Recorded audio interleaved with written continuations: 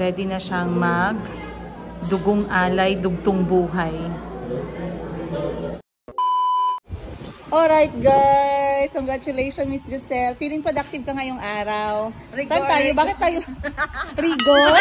Rigor? Bigyan mo ako ng liempo. Anong ginawa mo kay Rigor? Ano, nagpa-inject, Char. Nagpa-inject ka? Anong size yan? Okay guys, kidding aside, we are here right now sa the Jangas West Barangay Hall. Bumaba kami ng bukid ni Miss Giselle dahil dito. Ano ba to? Blood ano? Donation. Dugong ano? Dugong bigay, dugtong buhay. Dugong Parang ganon. Buhay. This is a program of Red Cross Philippines na open para sa lahat na mag-donate ng kanilang dugo. Anong type ka? O+. Yan. So pagka nangailangan si Miss Giselle ng dugo guys sa Simbako Palayo. Kapag nangangailangan kayo ng dugo, pwede niya akong kontakin. Wow. Char. And then, papahiramin ko kayo ng card ko. yes. Char. And then exchange of golden blood ni Miss Giselle. Nanalo kami ng 5 sakong bigas. 5 sako. 5 kilong bigas. Ano pa? Yes. Zesto. Juice at saka Combi. Ayan, sponsored. Sponsored by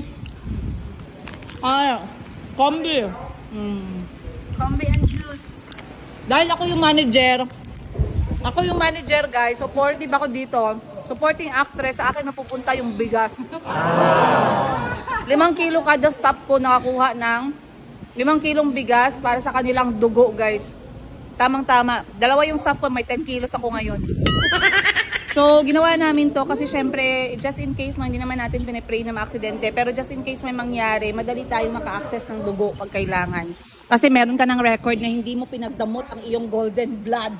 Yes! Pwede kayong humiram ng aking card. Oy, pero in fairness, yung dugo mo ay sobrang dark. Mysterious. May lahi kaya ng vampire. First time mo ba? Yes, anong first feeling? time. Okay lang kasi yung sa akin, ang gaan ng kamay niya. Hindi ko naramdaman yung Masarap yung pagkatusok ng karayom.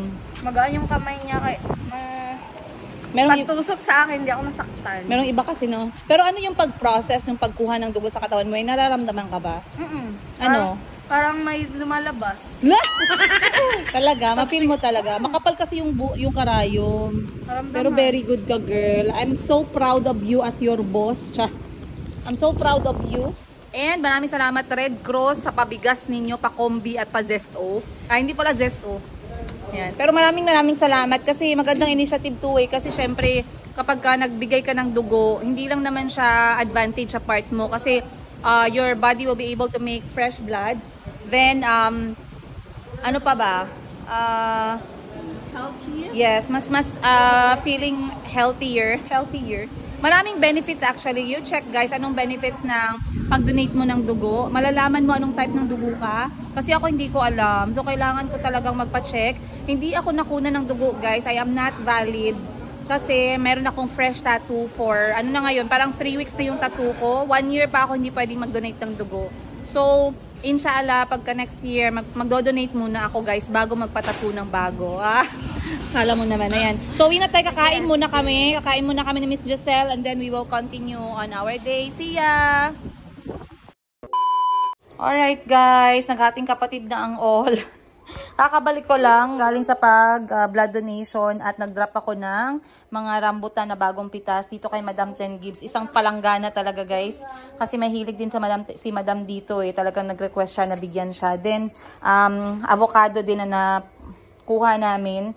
Merong 3 hinog, 3 na mga after 2 days pa, and then 3 hilaw. Para naman ma-enjoy ni Madam Ten Gibbs yung avocado. Nay, ang avocado bantayan kung unsang hinog ha. Para di masayang. Ang ganda talaga ng ng rambutan. Right, yay! Haircut day ni Chico. Something clean, please. For a student. Yes, of course, you too. Nice. Pwede ani nga kilid, kuya. Opo. Nice. Pati nga na, wala lang ng line. Oo. Pwede na siya Bawasan lang siya ba may? Wow, Chico is gonna have haircut. Sa Africa. You're so smart. Wow, Chico. Si Chico? Oo, ito si Chico, yung si Kulot. And Chico is so behave. Magkaroon ng haircut si Chico. Very behave man. Wow. Marunong na si Chico. Pag haircut day, dapat behave. Ice cream si Chico eh. Wow. Ikaw nagupit sa kanya kuya last time? Parang sino ba gigupitan mo? Dito lang yung kapitid ko dito yung isa eh. Wow. Barbershop siguro. Ikaw naman yata barbershop dito? Meron din sa kabila. Meron din sa kabila. Sarado yan. Okay. Magkano dito kuya? 60? Okay. Ayan pala, marami palang sample sa taas eh. Wow, Chico, you will look very handsome in about 10 minutes. Dili man na maka... Hello, guys. My name is... What song is your favorite? Kung ikaw ay masaya, tumawa ka. Nope. Ay, what song is your favorite, Dani? Hello, guys. Ang pagupit si Chico. Very handsome. Because Chico is going somewhere. Where are you going? To? The magic show. Magic show. Mwah. Who's going with you? Calby, Auntie, and Mommy. No, we're going to pick her up. You tell Auntie, okay? Auntie, be pretty. And you be handsome, yeah? Bobby. Nabawasan na, ya? Bawasan natin? Oh, bawasin. Bawasan pa natin? Hindi kayo taas. They're going to fix, love. You have to be patient.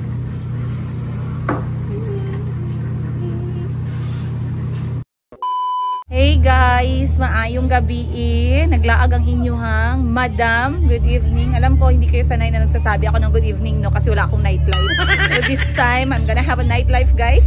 Of course, with my family, kasi ano tayo eh, wholesome. So ngayon, we are here right now sa Euro Extreme Circus. First time magkaroon ng ganito dito sa Gensan. Basically, this is a circus international performance. And I'm so excited kasi nga first time, di ba? Para hindi naman tayo mamanul, guys. So, I am with my family. Check natin sino mga kasama natin. Of course, Muning! Muning!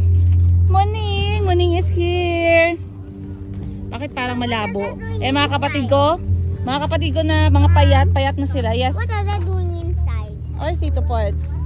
What are they doing? Auntie's here! Do you know, Auntie, it's the first time ever that we had this kind of thing here. And they are from international. Yes, international performers moving around Philippines. And now it's their turn here in Gensan. They're not gonna be here for long, just 4 days. So we need to watch them perform. It's an international circus. Calby, are you excited? Wow, of course, kasama natin si Mother, Ma. Iniwan mo ang negosyo natin, Ma. Bakit nandito ka? Para ma-experience ko naman yung Circus of the year. Unang circus dito sa Gensan. Hey! Bilang mo naman ako popcorn. Yeah! Andito din si Ate Aiko, of course, si Kuya Jericho. Madam ay Boss Jean, present. Ate Ashley, present. Present naman dyan. Hi. And of course, Calby, Chico is there. Ayan, tulog pa yung kaluluwa niya, guys.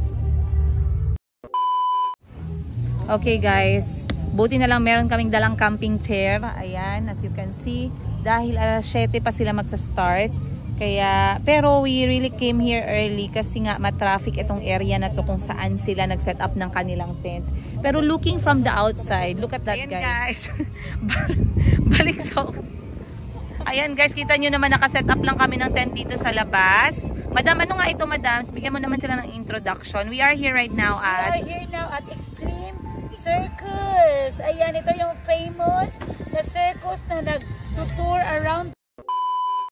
Alright, ako na lang guys. Anyway, andito kami ngayon sa labas ng Euro Extreme Circus tent setup. I'm going to show you guys how it looks from there. Ganyan po siya. So, ang ganda kasi first time namin nakakita ng ganito kalaking tent at talagang circus yung vibe niya. Nasa movie lang talaga natin nakakita. Nakita lang namin to guys, nag-advertise siya sa Facebook, may dumaan, may nagsabi, may nag-inform na meron nga magpe-perform, and ticket is not bad. The premium and the silver one is 3,000 pesos sa premium at 2,000 naman sa silver, pero they were offering the bronze ticket for 500, 600 pesos, which for me is a lot cheaper kasi kapag nag-travel ka pa abroad para mapanood mo yung mga ganitong circus guys, edi mas magastos yun. Since nandito na sila, i-grab na natin yung opportunity na makapanood ng mga international performers sa circus. So very interesting. Sobrang excited ni Calby, sobrang excited ni Chico. Basically, it's not only for the young ones but also for the young at hearts. At kasama ko dito ngayon yung mga chismosa kong kapatid na nagva-vlog ako, nagchichismisan silang dalawa, hindi ko alam kung bakit. Ayan sila, naka-camping chair, mga walang respeto sa buhay ko as vlogger. Wala ka sa buhay. Marites kami dito. Ang aga nila dito pumunta guys, kaya gutom na gutom sila. Napag-order sila ng pastil. Kasi nga takot silang matraffic. Pastil is the key. Pero alam nyo naman, lagi namin kasama yung aming mga camping chair. Kaya at least we are comfortable waiting. So, sana naman i-embrace ng mga taga Jensan. So kapag hindi pa kayo nakapanood nito guys, or you are going to see this video, if you want to try, please do kasi mga international performers sila. And they just came to the Philippines para mag-perform. They already performed in Davao and right now, andito sila sa Jensan. I believe hanggang Sunday. Hanggang bukas na lang sila. So, excited. Mamaya magbibigay tayo ng review as how we feel inside and the level of their performance. Kaya naku, I'll see you on today's episode. Alright guys, mag-time check tayo. 6:30 na, maglalabas na yung lalabas na yung mga nauna sa amin. So kami na yung susunod. Wala masyadong sasakyan ngayon. Hindi ko alam kung marami pang taong pupunta. Tingnan natin mamaya. Kuha tayo ng konting video.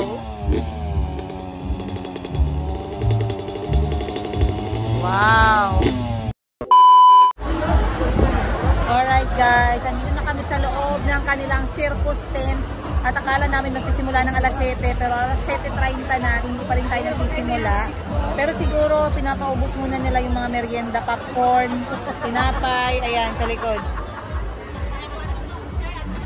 So meron palang binibenta dito sa loob na popcorn at saka tinapay na merong hotdog para sa mga hindi pa nakakain ng dinner. Kami kasi guys, meron kaming pastil.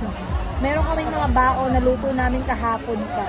Pero we are waiting for the show to start and hindi naman siya punuan talaga, no. Marami pa rin talaga yung hindi pa nila na-appreciate yung mga ganitong opportunity, mga international performances. So ayan guys, marami pa yung mga bakanting upuan. Meron tayong delivery. Salamat!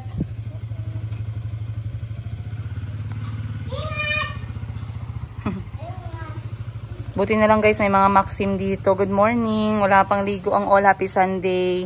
Sobrang init. My gosh.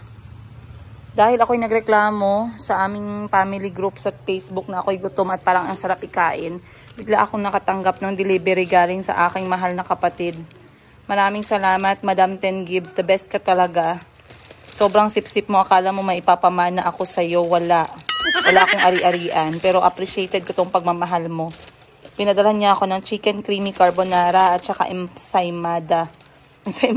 Empanada guys na masarap. Na crispy at mainit pa. Hango sa kaldero ng kaibigan niya. So ito yung aking kakainin ngayon.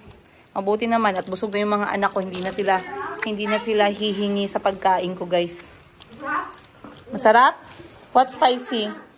Hi, Umi. Alamang. Alamang? Mas tingin ka na alamang. Hindi lang. What? Hi, Hi, Mayumi ka talaga. Nakataas na naman yung paa mo, Mayumi. Mayumi ka talaga. No, later na. Kaya si Chico, guys, ginabantayan yung pagkain ko, guys. Finish na? Bedroom. Let's go. 4 more spoon pa. Don't say hihi. Wow, almost finished na. Wow. Kasi may pasok na sila bukas eh. First, good luck. Let me turn on the aircon na. 2 hands, 2 hands. 2 hands. Vitamins. Let's take vitamins. Bobby. Bobby. Next spoon. Chico is finished. I'm taking him to the bedroom. Asa yung vitamins? Si Mayumi nag-inom ng vitamins. 2. Stand up. Wait.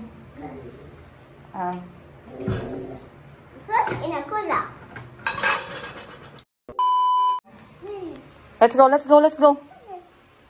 So, dahil tapos na si Chikong kumain, guys, at vitamins, time na for nap.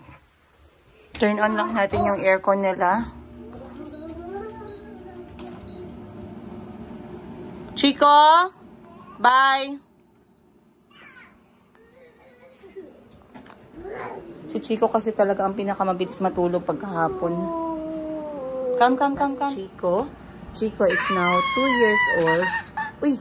Chico is actually turning 3 years old next month. It's your birthday. What do you want to do on your birthday? I want to do Spanish. What? Spanish. Pangish? What's a pangish? Where do you want to do your birthday? In school? Or in Jollibee? Or in the beach? Or in the pool? You sing for them first. Thank you, Lord. How about Papa Troy? Okay, ready? Go. Papa Troy. How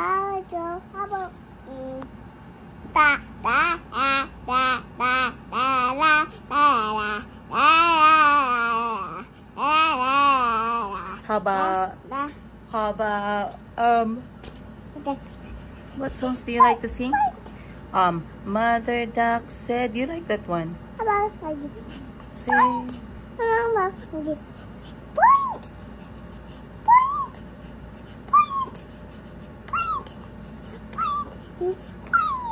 What song is that?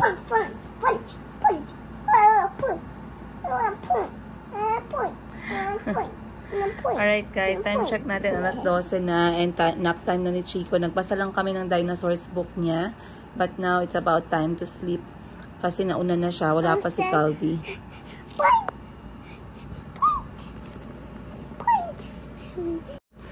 Grabe, ang layo na nang naabot namin ni Chico. Simula sa pagpapanganak ko sa kanya. Hanggang ngayon, 3 taon na. Salamat, Lord. Dami na daanan ni Chico, Okay lang yan. Simula sa pagbenta namin sa truck sa Africa. Sa lagi niya pagsama sa akin. Sa pagbebenta. Sa pagkain niya ng kung anong pwede lang namin kainin. Kita niyo naman. Simula 4 months si Chico. Hanggang ngayon, lagi kami magkasama, guys. Panapanahon ng pagkakataon, maibabalik pa ang kahapon. Natatandaan mo pa ba? My Chico, my love. Iba talaga yung charm ni Chico, guys. Marami talaga din nakyukyutan kay Chico. May pagkasingkit yung mata niya pero yung features niya talaga Ugandan na Ugandan. And sa lahat ng mga anak ko, siya po talaga yung kamukha ng tatay. Nakakita ko yung ibang features na nasa kanya. So para magkamukha sila din ni Ali konti. Come na, sleep na. So today pala guys ayan. So ngayon pala guys is Sunday, and kapag ka Sunday, normally hindi ko pinapalabas yung mga bata sa bahay dahil ito yung talagang araw nila na steady lang sila dahil bukas may pasok. So kapag lumalabas, either ako lang talaga mag-isa or minsan kami, sabay-sabay kaming lumalabas, pero we visit places na child-friendly. Chico, inside, child-friendly at pwedeng mag-enjoy yung mga bata like playground, mga river, mga pool. Pero as much as possible, nasa-stay lang kami sa bahay. And kita nyo naman guys, nakapantulog pa ako. Ayan na si Calvi, oh. Let me see. It's dry now. It's black. No, yeah. When it gets better, it turns black. Alright, lay down na. Chico, let's go. So, ipapatulugin ko lang yung mga bata, guys. And I allow them to sleep sa hapon ng around 2 hours. And then mamayang hapon ako yung magpa-practice ng driving kasi kailangan ko na talagang mag-practice. Dahan-dahan lang naman. Marunong naman ako mag-drive guys ng automatic. Kaso nga, yung utak ko is nasa side pa ng Africa. So left side kami ng daan nagda-drive. Unlike dito is lagi kaming nasa right side sa Pilipinas. So, mentally hindi ako ready pero I really have to learn kasi for emergencies dapat marunong talaga ako magmaneho. So mamaya samahan niyo ako guys for my Sunday driving practice. See ya! Guys, I failed to make them sleep but I did not fail to make them eat a pie. And right now all of them are lining up for my pie. Like this boy. Which pie do you want? Coconut or egg pie? This or this? The coconut one. I think you like the egg one. This one. Coconut. Oh, that one is egg. You want? I don't want the egg. Egg pie.